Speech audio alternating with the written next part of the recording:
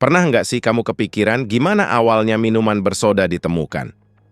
Sekarang kita bisa dengan gampang beli soda di mana aja, dari warung kecil sampai restoran mewah. Tapi, siapa sangka kalau dulu soda sebenarnya dibuat sebagai obat? Iya, benar.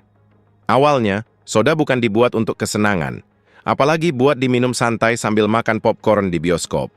Soda awalnya diciptakan oleh para ilmuwan dan apoteker sebagai ramuan penyembuh. Gimana ceritanya minuman ini berubah dari obat? Jadi salah satu produk minuman paling laris di dunia? Yuk, kita bahas dari awal. Sebelum ada pabrik soda, sebelum ada mesin karbonasi, manusia udah lebih dulu menemukan air berkarbonasi alami dari sumber mata air mineral di pegunungan. Air ini secara alami mengandung gas karbon dioksida yang menciptakan gelembung-gelembung kecil. Orang-orang zaman dulu percaya kalau air ini punya manfaat kesehatan. Bahkan, di peradaban Yunani dan Romawi kuno, mata air karbonasi sering dianggap sebagai air suci yang bisa menyembuhkan berbagai penyakit. Mereka nggak cuma meminumnya, tapi juga menggunakannya untuk mandi terapi. Tapi, ada satu masalah. Nggak semua orang bisa mendapatkan air mineral ini dengan mudah. Mata air seperti ini cuma ada di lokasi-lokasi tertentu. Jadi, para ilmuwan mulai mencari cara untuk menciptakan air soda buatan. Tahun 1767, seorang ilmuwan Inggris bernama Joseph Priestley menemukan cara untuk mencampurkan karbon dioksida ke dalam air biasa. Dengan menggunakan proses kimia, dia berhasil menciptakan air soda buatan yang punya rasa menyegarkan. Awalnya, temuan ini nggak begitu populer sampai seorang pengusaha asal Jerman Swiss, Johann Jakob Schweppe, menyempurnakan prosesnya. Tahun 1783, dia mendirikan perusahaan dan mulai memproduksi air soda dalam skala besar. Dari sinilah lahir merek Schweppes, yang masih eksis sampai sekarang. Tapi tunggu dulu, pada titik ini soda masih berupa air karbonasi tanpa rasa. Masih jauh dari minuman bersoda yang kita kenal sekarang. Lalu, kapan soda mulai diberi rasa? Pada abad ke-19, air soda mulai banyak dijual di apotek. Kenapa? Karena dokter pada zaman itu percaya kalau minuman bersoda bisa membantu pencernaan dan menyembuhkan berbagai penyakit ringan.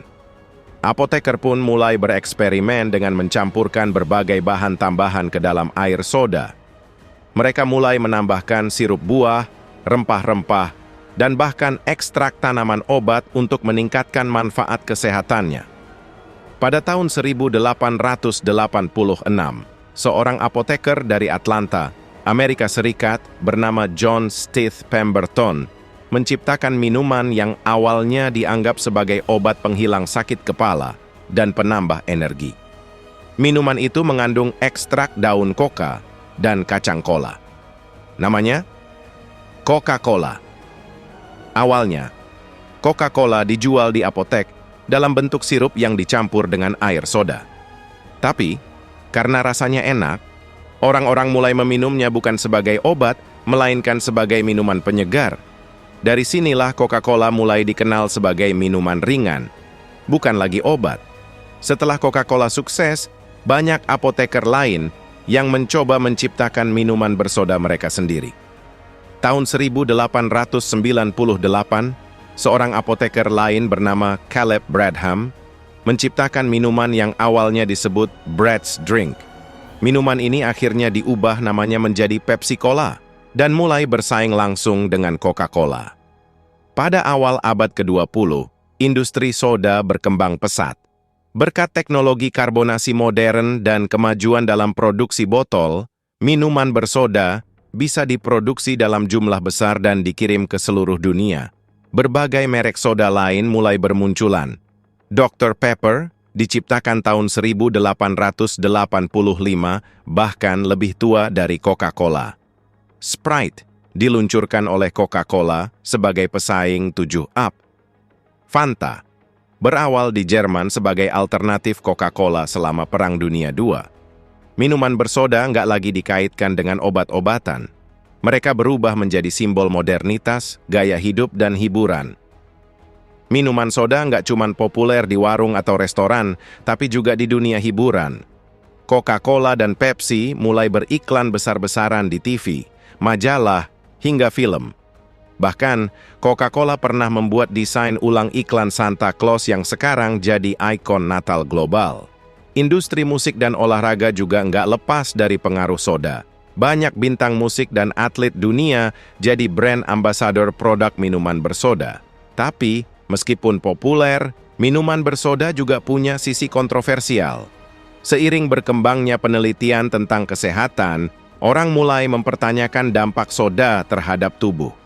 Banyak minuman bersoda mengandung gula tinggi yang bisa menyebabkan obesitas, diabetes, dan masalah kesehatan lainnya jika dikonsumsi berlebihan.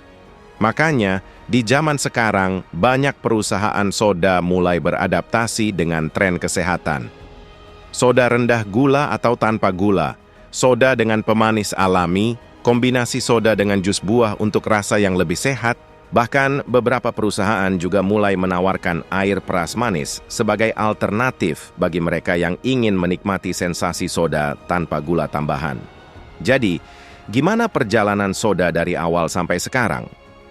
Awalnya berasal dari air mineral alami yang dipercaya punya manfaat kesehatan, ilmuwan menemukan cara membuat air berkarbonasi buatan, apoteker mulai mencampur soda dengan bahan-bahan lain sebagai obat. Coca-Cola dan Pepsi mempopulerkan soda sebagai minuman ringan. Industri soda berkembang pesat dan menjadi bagian dari budaya pop. Muncul perdebatan tentang dampak kesehatan soda yang mendorong inovasi dalam industri minuman. Dari awalnya dianggap sebagai obat ajaib hingga menjadi ikon budaya global, minuman bersoda punya sejarah yang panjang dan menarik. Nah, kalau kamu sendiri, apakah kamu tim soda manis, soda diet, atau lebih suka air putih biasa? Tulis pendapatmu di kolom komentar. Jangan lupa like video ini kalau kamu suka cerita-cerita sejarah unik. Subscribe channel kita dan nyalain lonceng notifikasi biar nggak ketinggalan video-video menarik lainnya. Sampai jumpa di video berikutnya.